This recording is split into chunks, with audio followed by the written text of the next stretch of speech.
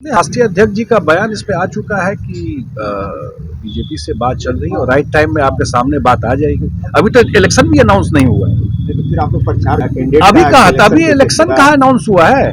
सब बीजेपी दूसरे अभी इलेक्शन अनाउंस नहीं हुआ है। वहां पर हम लोगों का बहुत बड़ा रोल तो है नहीं, आप भी जानते हैं, लेकिन पार्टी का आधार रहा है वहां पर। हमारे वहां पर एमएलए एमपी होते रहे, खास करके ईस्टर्न और वेस्टर्न, ईस्टर्न और सेंट्रल यूपी में पार्टी का एक आधार रहा है पुराने समता पार्टी टाइम से।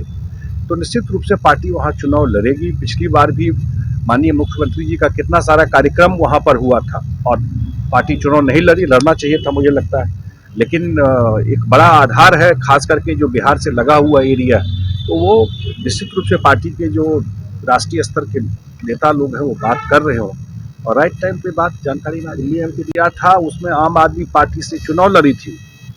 पिछले चुनाव में आम आदमी पार्टी से चुनाव लड़ी और अच्छा वोट लेके आई थी। अब वो जदयू में नीतीश कुमार के झंडा के नीचे आकर के काम करने का उन्होंने मन बनाया। और आपको पता है दिल्ली में चुनाव हम लोग नहीं जीते हैं, ये सच है, लेकिन एक बड़ा आधार जदयू का दिल्ली में है। तीर छाप दिल्ली के कम से कम अर्बन एरिया तो मैं नहीं कहूँगा लुटियन जिसको कहते हैं, लेकिन जो सब अर्बन एरिया है उस सारे जगह तीर छाप पहुंच गया नीतीश कुमार। तो इस बार चुनाव लड़ेंगे हम लोग एमसीडी का और कुछ न कुछ रिजल्ट लेके आएंगे। बीजेपी से मुकाबला होगा नहीं, वहां तो जिससे भी हो, लेकिन एक बड़ा बेस पूर्वांचल का बिहार के लोगों का है और उन लोगों ने देखा है बिहार में बदलाव, तो उनका भी मानना है कि आप लोग को यहाँ आना चाहिए। और वहां जब मैं गया, अभी जब कार्यक्रम किया, वहां तो पूरा का पूरा देखे कि एक वार्ड में 4-4 शराब का दुकान खोल दिया है। दिन महिलाएं वही डिमांड कर रही थी, बिहार में आप लोग कर रहे हैं, यहाँ देखिए क्या हाल किए। ये जो अन्ना हजारे का आंदोलन से निकल करके जो कमाल कर रहे हैं दिल्ली में तो उनका जो कमाल है, इसलिए लोगों की आकांक्षा है और आने वाले टाइम में और बहुत लोग पार्टी से वहां जुड़ने वाले। 5 राज्यों में नहीं, अभी तो हम मेरे जानकारी में नहीं है, लेकिन इतना जरूर है कि सबका उद्देश्य है बिहार डेवलप करें, जो भी लोग हैं। और ये एनडीए सरकार की, नीतीश कुमार सरकार की एक बड़ा अचीवमेंट है। जो एकदम जो डेड स्टेट था, उस स्टेट में जहां निगेटिव ग्रोथ था, पॉजिटिव ग्रोथ तो छोड़ दीजिए, निगेटिव ग्रोथ था, उस स्टेट में इंफ्रास्ट्रक्चर में काम करके, बिल्डिंग के में काम करके, अन्य चीज़ों में काम करके, बेसिकली इसी सबसे ना जीडीपी बढ़ा है।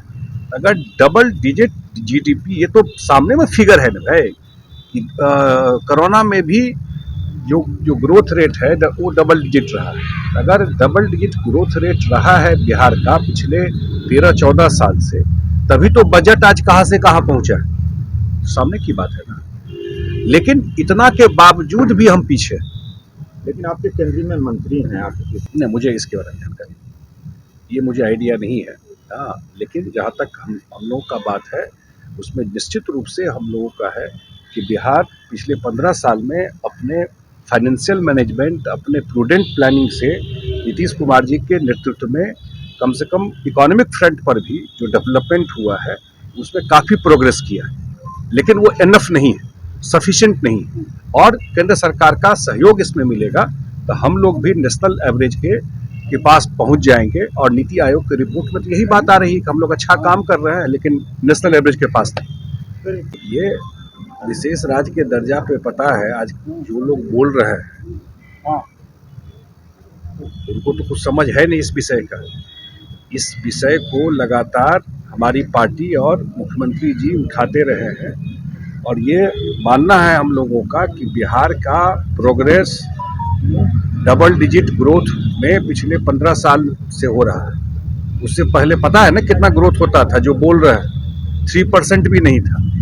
अगर डबल डिजिट ग्रोथ हो रहा है तब भी हम देश के जो विकसित प्रदेश हैं उसको कैचअप नहीं कर पा रहे हैं। जो नीति आयोग की रिपोर्ट है उसके बेसिस पे, तब कैसे कैचअप करेंगे? अब उसको कैचअप करने का तो एक ही ना तरीका है कि आप इंसेंटिव दीजिएगा बिहार को, चाहे उसका जिस फॉर्म में हो, विशेष राज्य के फॉर्म में हो या जो तरीका हो। अब उसमें तो क्लैरिटी है, दो ही चीज़ है उसमें कि आपको जो गवर्नमेंट का जो भारत सरकार से पैसा आता है वो 90-10 के रेशियो में मिले, और यहाँ पर जो कोई इंडस्ट्री लगाए उसको टैक्स फ्री मिले एक सर्टेन टाइम के लिए, तभी हम लोग कैचअप कर पाएंगे। इतना प्रोग्रेस के बाद भी, डबल डिजिट ग्रोथ के बाद भी हम लोग नेशनल एवरेज के पास नहीं पहुंच रहे। पर कैपिटा इनकम कितना था, जो बोल रहे हैं कि दोनों जगह आप ही है। यही लोग ने नीति आयोग को क्या बोले थे, राहुल गांधी, कि हम आएंगे, 2019 का ट्वीट देखिए उनका, हम आएंगे तो नीति आयोग को बंद कर देंगे।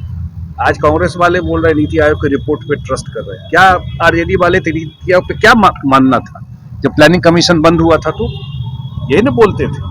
तो इसलिए हम लोगों की मान्यता है कि बिल्कुल बिहार को मिलना चाहिए, बिहार को का हक है कि वो भी नेशनल लेवल पे जो डेवलप्ड स्टेट है उसको कैचअप करे, और इसके लिए जो भी सहयोग हो करना चाहिए।